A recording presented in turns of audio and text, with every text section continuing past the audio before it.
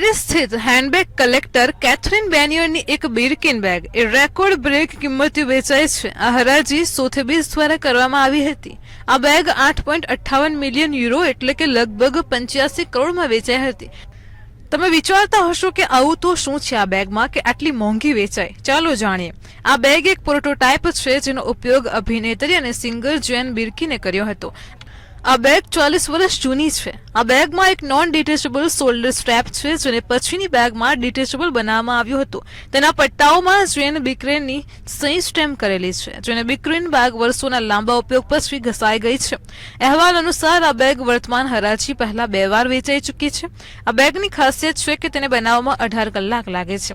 આ બેગ હાથથી સિલાઈ છે અને હર્મેસના કારીગરોને બિર્કિન બેગ બનાવતા પહેલા તાલીમ લેવી પડે છે। ઓછામાં ઓછા 5 વર્ષની તાલીમ પછી જ કોઈ કારીગર પોતાની પહેલી બિર્કિન બેગ બનાવી શકે છે। તો શું તમને પણ આ બેગ ખરીદવાનો મોકો મળે તો શું તમે ખરીદશો?